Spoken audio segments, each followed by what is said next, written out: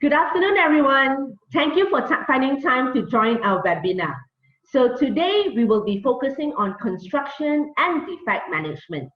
Since the start of the COVID-19 outbreak, we have faced these major problems and they have escalated very quickly. So social distancing policies hinder construction plans, and this will definitely delay our schedules. And ultimately, the question is, what are the short and long-term effects of this? So today we have three speakers, and each speaker will present their solutions and expertise in helping contractors and property developers save time and money from managing construction and defects. First, let's welcome Mr. Leong Hong Kit. So Hong Kit is a consultant from MAP. He is also an experienced chartered building engineer and quantity surveyor. He gained experience as a construction claims specialist by working on all disputes in every area of construction. Hong Kit is the best person for you to refer to for advice on handling issues faced by contractors. Now please join me in welcoming Mr. Leong Hong Kit. Thank you, Olivia. Hello, everyone. I'm Hong Kit from Mac Consultant. How are you doing? I'm glad to be here today, and I will be sharing with you on some common issues relating to property defects. Let's get started now. Can I have the next slide, please? Right. Generally, a new property has two broad requirements. It has to fit for its intended purposes and free from defects.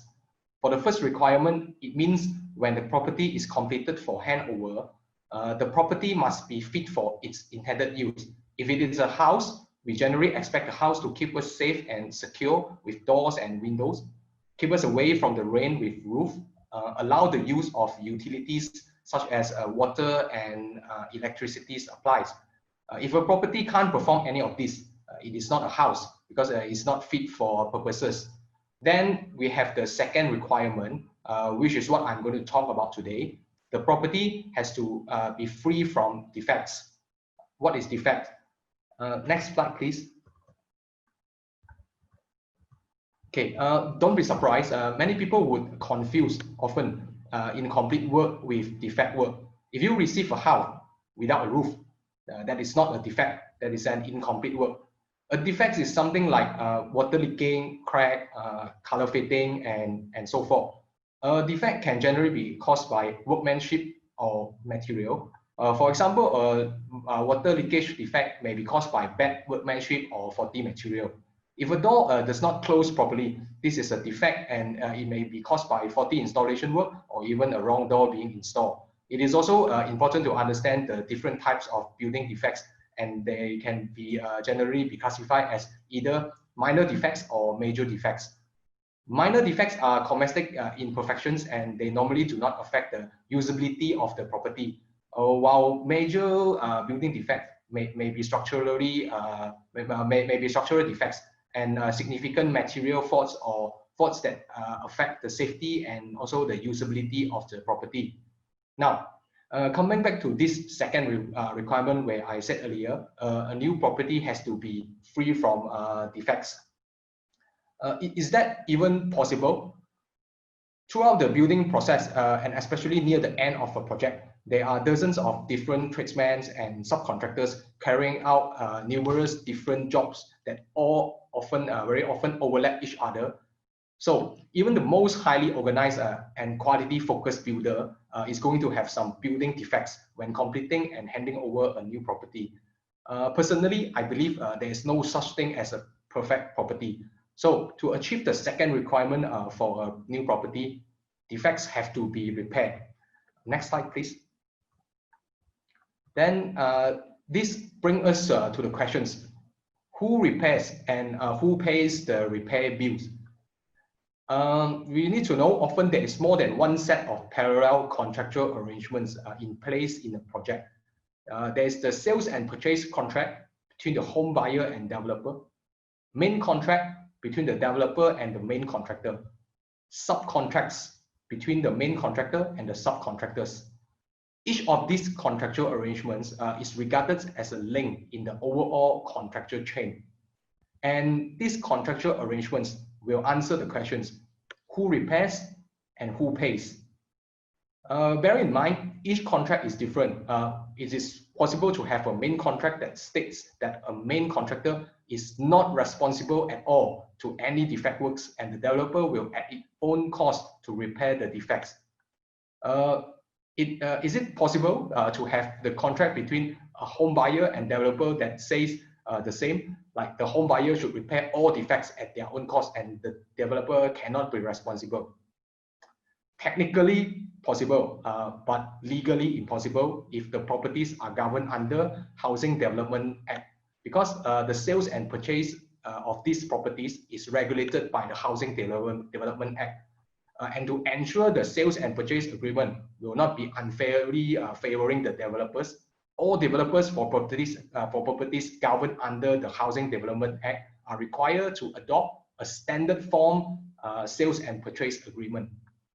Under this standard S&P, the developer shall be liable to make good any defects which are due to defective workmanship or materials within 24 months after the purchaser takes possession of the property.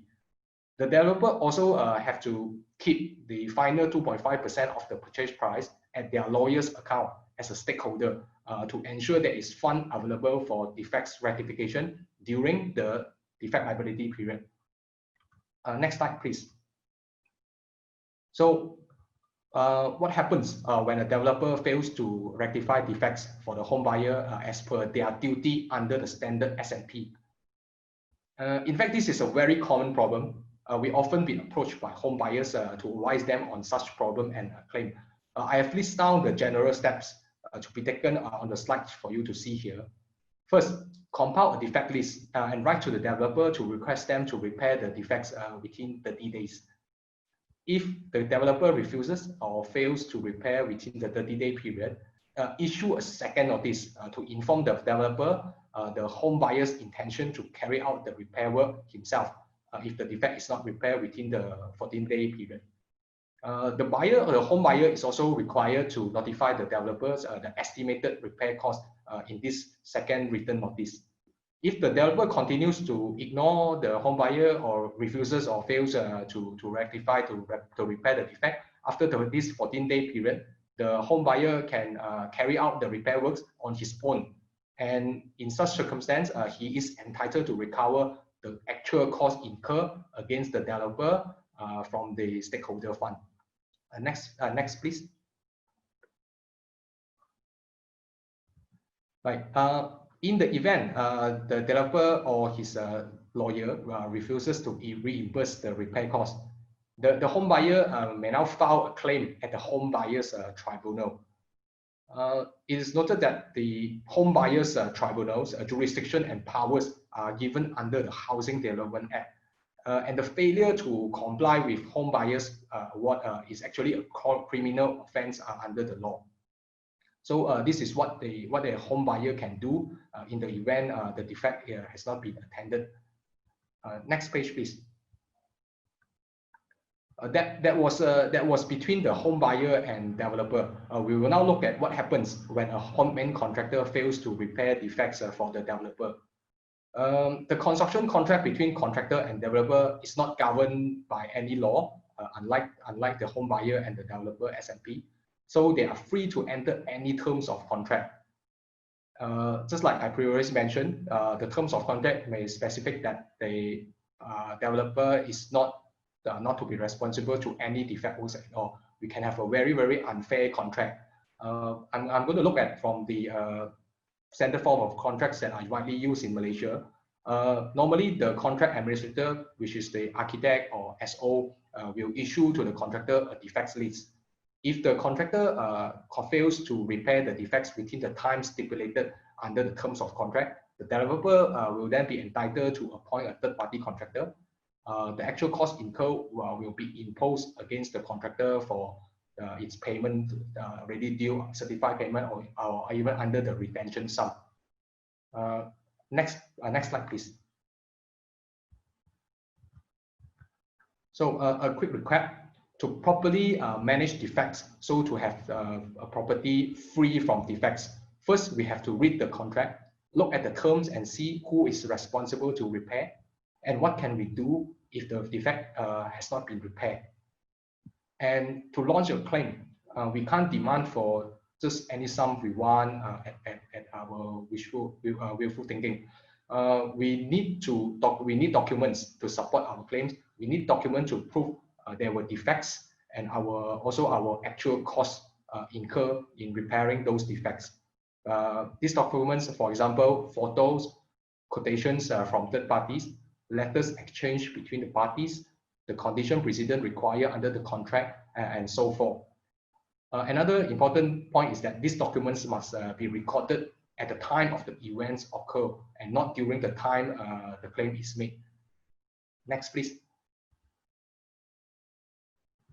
All right, this is the end of my presentation. I say defects are an inevitable part of any construction projects, and mismanagement of defect is one of the most common causes of disputes in the construction industry and can be very costly. I think an effective defect management is a vital step often overlooked by project management team to save time and also save costs. Speaking about cost saving, Puiman with us here today has actually spent a lot of time studying this cost saving while building and improving her construction apps. Puiman, what's your take on this? Hi, Hong Kit. Share with us. Good afternoon, everyone. I see Hong Kit, you focus very heavily on defect management, on fixing defects. What happens when defects are not being fixed?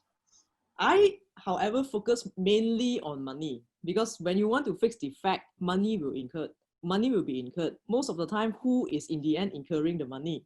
And as contractors are the one building it, contractors will actually have to pay out of the pocket in the event of defects. So before I move on to talking about cash flow management, a little background about myself. I'm a lawyer that ventured into the construction industry. I have actual site experience. I started off as a site supervisor. The trigger point was that when I was a site supervisor, I slowly climbed up to become ultimately the project manager. What happened to me was my company was doing a lot of infrastructure work. And there was this one project that I handled where I was have to stand for a midnight work, 3 o'clock in the morning, where I have to monitor the material. But 3 o'clock in the morning, my office was closed because it was midnight. The next morning at 8 o'clock in the morning, I have to go back to my office to monitor and compile all the deliveries orders, making sure that we are only buying the material that is required within the budget. But this process is very difficult, very tedious, and most of the time we do not know how much money, whether we are within the budget or exceeded the budget. And I then started looking for software. Do we have software outside that can help contractors to save money, for instance? What I found was a lot of software are complex, too complex for old uncle to use or too expensive for contractors to want to invest. What happened next was that I can't find the software I want. I decided to build it myself. That was how I founded SpeedBreak Solutions. SpeedBreak focus is to build an easy to use software for contractors. As of today, we have our oldest users very proudly to say that it's a 71-year-old uncle. And as of today, we have 13.2 billion projects value using us. Next, please. So what does SpeedBreak do is we help contractors to monitor their cash flow. When we talk about cash flow, there's going to be an inflow and outflow. For inflow, it's focused heavily on how contractors collect the money. So the solutions will alert you when it's time to submit your progress claim. And after you submitted your progress claim, did your client pay you? If your client did not pay you, what did your team do? Just now, Hong Kit mentioned a lot about record. All this record of reminder letter, phone call, email, all the information that is done for you to chase your money back is already within the system itself. So you have your record the moment you need it. Then now we talk about how you spend money. Most of the time, contractors will spend money in two things. One, on material, two, on subcon expenses. So when we talk about material expenses, 99.9% of the time, right? 99.9% of the time, there's overbuying or there's a wastage of material. How do we know this? How do you know how serious the problem is? when you finish your project, how many lorries of material do you see that you have to move from one project site to another project site? This is your money, your material money, or that is what we call as a wastage. The aim here is to reduce the figure as much as you can. And what we built here is that we built a solutions that can tell you before you waste money.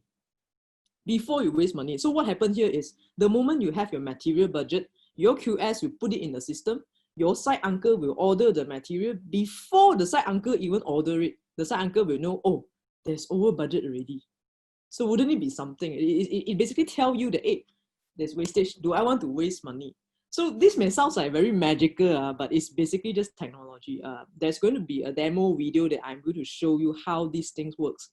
So moving on, another way of spending money is on how contractors pay their subcons.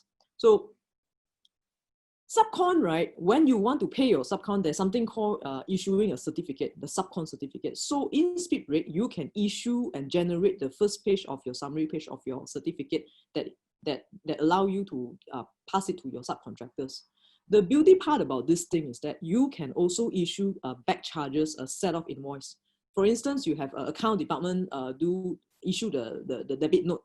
But this debit note, right, usually you have to go and collect it from the accounting department to the QS department for them to issue.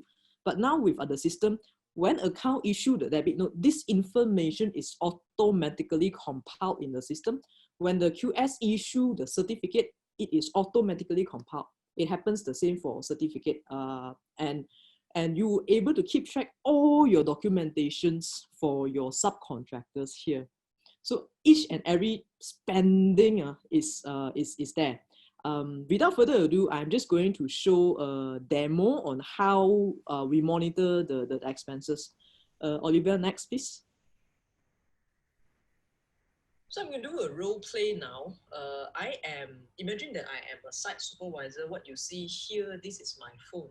So as a site supervisor, all I need to do is I will click onto my applications here.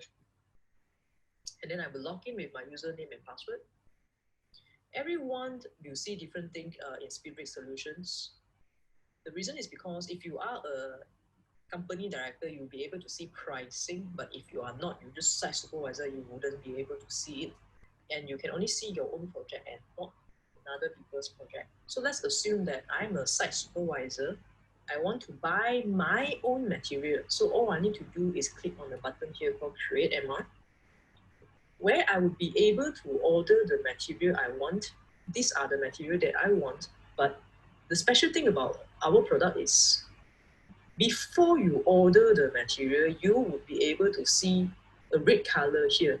Red color basically means that you already exceeded your budget. So as a site supervisor, I will now make a decision whether I would want to check why am I buying this material, or I would still continue to order this material. So when I order the material already, the project manager will come into a page here called MR Pending My Approval. This is a place where the manager will be able to check what material has been ordered. Similarly, the solutions will give a project manager 3 critical informations. Information number 1 is what material has been ordered. 2 is whether it's within or exceeded budget. This MR means that they have already ordered what are the quantity for this particular material. Total MR means from day 1 of your project until today, how much have you ordered? Taking off basically is your budget. So red color, instantly you know it's already over budget. As a project manager, it is the project manager decision whether the project manager wants to approve or not. So let's say the project manager refused to approve it. These information will then go into purchasing. So purchaser will have to order the material. Today, whatever system you are using, there's no way you will be able to know how many MR is pending below. With our solution, this is the purchaser's to-do list, where the purchaser will be able to go in and see red color and green color.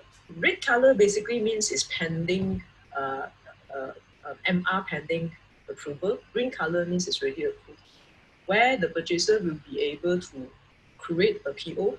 If it's red color when the purchaser create the PO, the solutions provide something called the risk alert. The risk alert basically stop the purchaser from doing the wrong thing. So the purchaser will have to explain why are you creating this PO when the MR is not being approved. When the purchaser proceeds to order this, instantly director will be able to receive a notifications where the director will be able to see, first thing first is a red tag. This tag basically tells the director, your purchaser has ordered a PO which is not being approved, and what are the reasons. So these are the reasons being put. And as a director, the system automatically calculates the percentage of exceeded budget. Red color means something is wrong. In other words, in our solutions, in terms of helping you monitoring your material, it is your site supervisor job, your project manager job, purchaser job, and also the director's job. Everyone will know when you already overbuy a material, when there's an over order. The system actually allows you to know what is wrong. So this is how we monitor and make sure that you stay within your cash flow. Next, yeah. So that was on material management, on how you monitor your financial in terms of money. Before I move on to the subcontractors, I just want to proudly mention that we have 100% site anchor usage on our material management chunk because it's so easy. It's very focused on they can use it within their phone. All they need to do is just create a one button, which is create MR. So it's easier than using WhatsApp. We are being introduced by them as a one-touch solutions. So now, without further ado, let's just talk about a little bit about financial, yeah. So this is, what you see here is a dashboard. Only specific director or CFO can view this particular dashboard. This here that you are able to see is how your entire company's project's cash flow. So how much money, how much project contract value you have, and most importantly is the red color one, how much your client are owing you. So there is a button there called View Today's Report. Inside the report, there are detailed report on how each project's financial report, what's the contract value. So it's a detailed Excel sheet, spreadsheets on how your financial performance are. Because of time, we're not going to go into that. Olivia, next, please. So there is also on the same dashboard, there's going to be a very quickly you will be able, with one glance, you know how much money, how many claims you have claimed for a particular project, and how many certificates you have received. And of course, most importantly is how much money you have collected, and then or how many certificates that you received but it's not hit yet. So this is more on focusing on your inflow. But you see now, you collect your money, right? But you are also spending money on subcon. So one project, you can have multiple subcon. Oliver, next, please. Next. So when, yeah. So for one project, you can see inside this system, this is basically report. For one project, you can see multiple subcontractors, whether the contractors is a DSC or NSC, what services they do, how much you award, what was the certified amount, and what was the paid amount. Each subcontractor's figure, right, the summary figure, right, is already in the system. And each subcontractor will have its own dashboard. Next page, please. Yeah. In the next page, you'll be able to see that each certificate generated by your QS, right, will be in the system itself. The QS use the system to help them with their job. You will see there are three, the first thing first that you see is a red color. Red color is a non-compliance. Non-compliance here referring to a contract compliance. The system help you to track whether your subcon already submitted their LA, focusing, have the issue the insurance, or whether the LP is ready, finished. All these contract conditions is being tracked in the system as well, because we are a legal background as well. So in other words, when your subcontractors,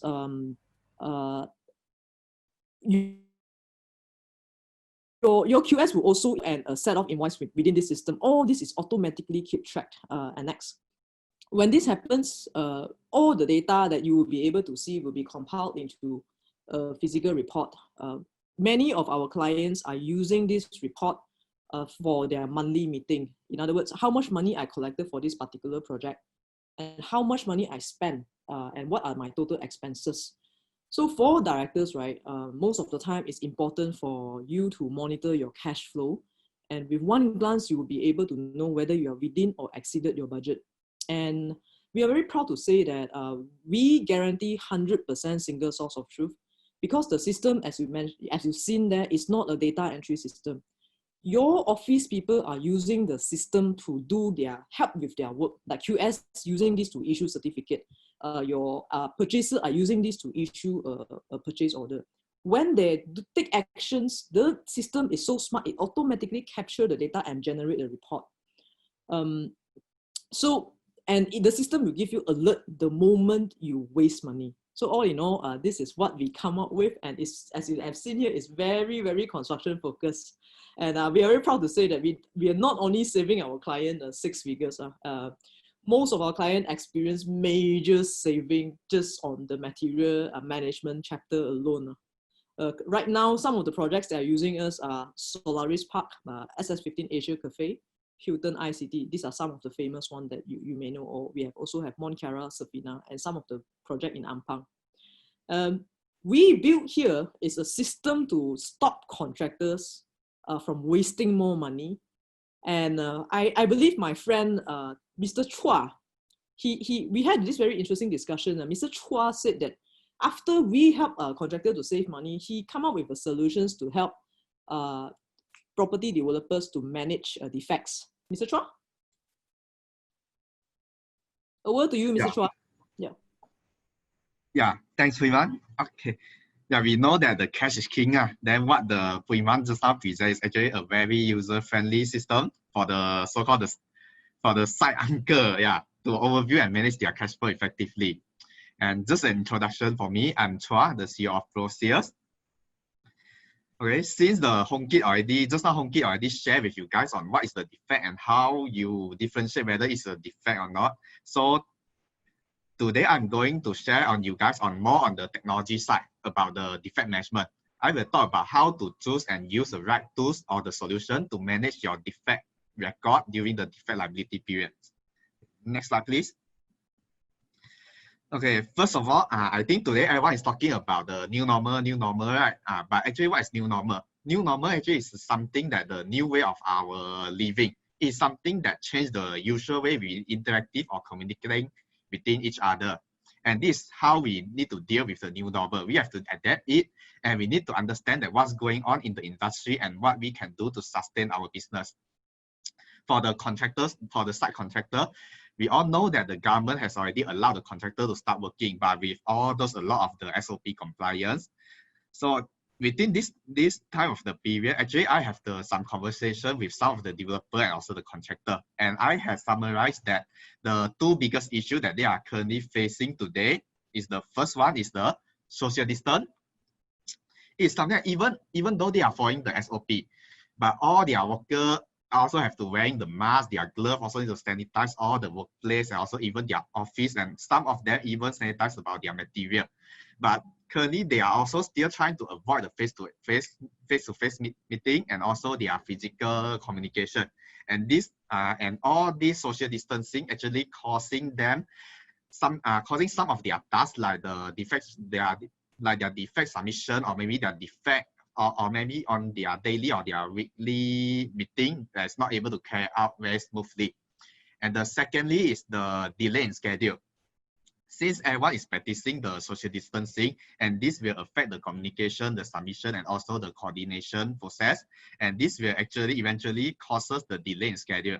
Like example is what the contractor, they need to receive the form from the owner or from the developer, only they are able to start the work. If let's say the social distancing causing them to delay the submission, then and this is also result in delay in their schedule. Okay, then next slide, please. Today I would like to share about a solution that is called Profix. And Profix is a vacant possession and defect management system that support for 3 parties. It's a single platform that's able to serve for 3 parties, which is the developer, the owner, and also the contractor. everyone is just only need to log in the system and using this system to manage their defect management.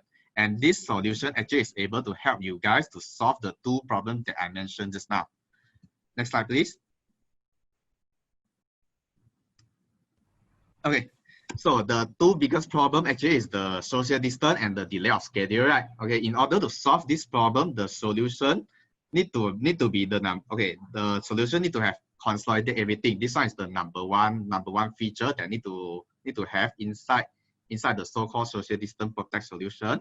Consolidate everything is okay. Maybe let me ask you guys, how many of you is still using the manual physical defect form today? If you are still using this method, you just give me a 5. Let me see that whether how much of you is using. Okay. Okay, I know that most of you is always headache on handling the defect form. Okay, every day for all those that admit that every day you have to organize it, you need to collect it from the owner, you need to pass it to the contractor, and sometimes you also need to check whether the owner got right properly or not, or maybe the photo that capture is clear or not. Okay, but during this submission period, actually one of the biggest problem is also the form is always missing. Okay, for this one, if let's say imagine that there's a tool that can help you to consolidate all these defect forms that come from each individual unit into one single platform, what you need to do is just open the apps and then you can see all the defect records there. So you no need to worry anything about whether you are going to how to handle it, whether you how to submit it. All the SOP for the defect submission is moving from the offline to online. It will eventually help you to save a lot of time. And this also allows the developer and the contractor to have more time in handling their quality, to focus on their quality of works and improve their productivity. Okay, for the second one is the automate everything. Okay, this is the second feature they need to have. Okay, so what is the automation? Okay, what is the next step after we collect the defect record from the owner? Of course, we need to pass it to the contractor, right? As I mentioned just now. But in this situation, everyone is still practicing the social distancing. We try to avoid the physical communication. Then what the technology can help you is to automate this assignment process. All the collected defect records will be automatically assigned to the person in charge. Like let's say this defect record actually is for the M&E, then it will automatically assign it to the contractor that is in charge of the M&E. Therefore, throughout this automation, actually it is able to ensure all the defect record is delivered instantly while the owner or the developer receive the defect record. Okay, from this one, okay, on the contractor point of view, actually what the contractor is, they no longer need to collect the form from the management office. And this helps the contractor to have allocate more of their resources in fixing the defect instead of doing all those admin works. Okay. Other than the assignment, actually automation can also involve in the notification and reminder. We all know that for the contractor, they already chasing with the times, right? They need to complete their defect within the 30 days. Then, but most of them actually when there's too many of the defects, then the contractor side maybe they will miss out some of the defect record that need to be done before the due date. But if let's say everything is already automated, then all the contractor, whether it's main con or subcon, they are able to keep them remind on which of the defects actually near to their due dates, and then they are able to focus during the based on the due dates. Okay. Then for the last one is the one-click report. Since everything is consolidated within one single platform, so let's say during the daily or weekly or maybe the monthly progress update meeting between the developer or the contractor, what you all do is just generate the report from the system. All the aging and the defect records will be organized accordingly and show in the Excel format. Okay, for this one, actually it can eliminate your time for the developer or the contractor to handle all those records and convert it into the report. Besides that, it's also able to help you to allow you to access the report at any time when you need it. Okay, so for me, let me recall again the 3 things that's a right defect management solution that can help you is the consolidate everything, automate everything, and one-click report. These are the 3 main things that can help the developer or the contractor during this situation. Next slide, please. Okay, this is some of the basic feature that I'm able to show you. Okay, like let's say example for the defect submission, we all know that by using the traditional method, the owner need to submit the defect forms and then pass it to the management office, right? But by using a technology, what we can actually make the defect submission process as simple as possible. Like for our system, our solution is just only 3 steps. You just need to plot the location, you fill in the details, and then click on the submit. That's all. This is what the owner need to do. Then they are able to directly submit their defect to the management office. Okay, next slide, please. Okay, then for the developer and the contractor admin side, okay, from here you guys can see that everything is organized and managed digitally. So there's no more physical defect form. But of course, if you want the physical copy, you are still able to download it from the system. But for the developer and the contractor point of view, their assignment or even their management for all those defect records, they are doing it digitally, not physically. And all this data is actually synced together, which means that when the developer already approve a defect, then the contractor side can directly receive the defect and start to work on their side. Okay, next slide, please. Okay, then for this one is also the notification. Like after the defect is already fixed, auto notification will keep the owner up to date on what is the progress, and then even the photo after the defect have been fixed.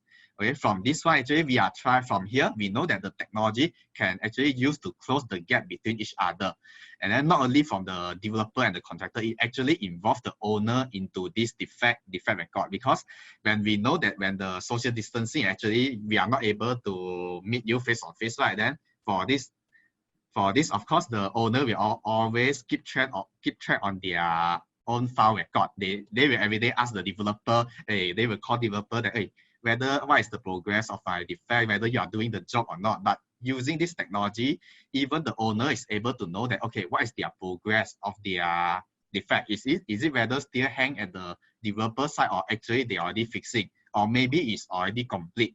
So all these status actually can be viewed by using their mobile apps, so that they no need to every day to call to the management office to ask this and ask that. Okay, next slide, please. Okay, so maybe let me have a conclusion. Okay, today if we find out that, okay, if you are find out that you are very hard to sustain your business, or you feel that it's very challenging getting the work done, so you can just try to go digital, because you need to adapt to the new normal and change the way that you do your tasks or the business from the on ground to online. Just like what our solution provider, we actually try to help the developer and the contractor to move their defect management tasks from offline to online. Okay, then, and also if you find out my sharing is informative, you may also follow our social media page or the website at the bottom at the left corner there to know more about our solution. Okay, next slide, please. Okay, last but not least, okay, the guys is actually me lah. But due to the time constraint, actually I didn't do a proper demo here. But if let's say you all are really interested on how our technology works, you can just talk to us. And besides the defect management, we actually also providing other protect solution to the developer and also the property industry. Okay, then thank you. That's all for my sharing. I would like to pass it back to our moderator, Olivia. Okay, thank you, Chua. So before we conclude today's webinar, I have a couple of questions here for our speakers. Hongkit, let's start first, yeah? Hongkit, you mentioned about repairing defect works during the defect liability period, and the DLP is often 24 months. Does that mean the developer or contractors relieve from their responsibilities after this period? This is a very question. Can you hear me, Olivia? Yes, I can hear you. Okay, this is a very good question, Olivia, as I said. Most people think the duty to repair defect works ends when the DLP ends. Well, this is actually a misconception and not true. The defect liability is an opportunity for the developer and contractor to repair the defect, and also operates for the issuance of certificate of making good defects. This is what we call CMGD, and the release of final retention sum in most construction contracts. Unless the terms of contract stated otherwise, The developer and contractor's responsibility to repair defects is governed by a law. There's actually a law governing this, and it is the Limitation Act, which is 6 years for patent defects. In other words, my answer to your question, the developer and contractors are responsible under the law to repair the defect works within 6 years from the handover date. That's it from me, Olivia. Okay, thanks, Hongkit. Hui Man, this is a quick question that I have from one of our viewers here, Mr. Leon Ko. He's asking whether your solution is available on mobile app. This is the presentation I showed. It was actually on mobile. Okay. It's a web-based mobile solutions. Yes. Okay, so assuming a construction company decides to invest in technology to weatherproof the running of their business, what are the main things they should look at and consider when choosing the right technology software that would suit their purpose? For this, right, there are 3 important criteria for contractors to look into. First one is, you first need to understand the challenges that you are facing, because different size of contractors will face different problems. Also, to remind everyone, technology cannot solve everything. You cannot try to look for a technology that can solve 100% of the problem in your company. What you want to look for now is, are you able to find a technology that can solve one major expenditure problem? So where do you spend your most money? So that is number 1, find a solution that can solve the biggest problem you are facing. Number 2, which is the most important part, yeah? So number 2, director, if you're a director, when you are buying a software, right, 99.9% of the time, you are not the one using it. It is your employee who are using it. You need to find a solutions that they are willing to use without you forcing them to use. Even though you're not asking to use. This is to bring. So when your employee decide to use the technology you invest, you will then be able to get good data. You want to use the data to help you to make better decisions. So to recap, a good solutions will help director to have more control in the company in terms of spending and in terms of control. So I would strongly suggest, if you want to choose the solutions, get something where everyone can see different things in different departments. This will increase the chances of success. Thank you. Okay, just another, one more last question here, Hui Man. I believe another major fear of top management is that after they have invested in a new technology, their workers has no desire to implement it, because as you know, all of us are usually used to our old ways. So for example, if the site supervisor show resistance to use the new technology, can you advise us on how you would address this resistance? In speed break, you're absolutely right. Imagine, right, construction companies has been doing business the same way for 30, 40 years traditionally. If you ask them to change immediately, it's not going to happen. And many directors have a very wrong mindset that they think they pay 100,000 or 1 million or 10 million on technology. Immediately tomorrow, they will see changes. It doesn't work that way. Change is a process. There's something that we call change management. For construction technology, in speed break, what we do to achieve 100% success rate right now is that a very good tip is to do segmentations. So we segregate your department into different groups. Everyone will receive specific training only for them. For instance, your site supervisor do not need to know how to use QS software. They don't need to know that. They only need to know how to use create material. They don't need to know every single function in the software. They just need to know the function that help them to get things done. So your director, you need to focus on a specific training to reduce the change resistance. And obviously, there's going to be an initial learning curve that everyone has to go through when adopting technology. There's no doubt. When you use Zoom, you figure out how to do things. But once you realize how easy it can be and how they can do their job better and spend less time, technology will then become a new normal in your company. Thank you. Okay, thanks, Hui Man. Chua, can you share with us some successful experience from adopting defect management during this lockdown period? Yeah, sure. But for the successful experience, maybe I can just answer you based on my client experience, because most of our clients that is using our system, they actually find out their administrative work that can be done and organized digitally. And this even can help them to reduce their administrative staff. Their headcount may reduce up to, I think, 40%, maybe from the initially 5 to 6 people, 5 to 6 staff until 3 or 4. And this is also able to ensure their administrative work is still able to do during this MCO and CMCO period, that they are still able to handle all their defect record at their home. Maybe when they work from home, they are still able to process all those defect record, and also they're able to assign the so-called the important or the urgent cases to the contractor to fix them. Okay, besides that, during this CMCO period, actually, although the contractor already started working, but they are still trying to avoid the physical contact, right? Then our solution actually is not only help on the developer side, it also help the contractor side. For the main con, actually, they got a lot of the subcon need to manage, right? But by using the system, actually, each of their subcontractor also able to access to this apps and also able to view their own defect record. And this also actually try to help the main con side in their communication and coordinating all their defect record. Okay, I think hope that I am able to answer your question. Thank you. Okay, thank you very much to all our speakers. So do you all have any final advice that you would like to share with us before we end the show? Yes, I do, Olivia. Yeah. Okay. Yes, I do, Olivia. As the topic today is defect, I just want to repeat what I said earlier. We shall read your contract, understand your rights and obligation, keep proper record. In addition to that, there are many digital technologies available to us today, which were not unavailable in the past. So select a good and reliable tech partners to do your job. It would definitely be very rewarding in terms of cost and time saving in the long run for your company. Thank you.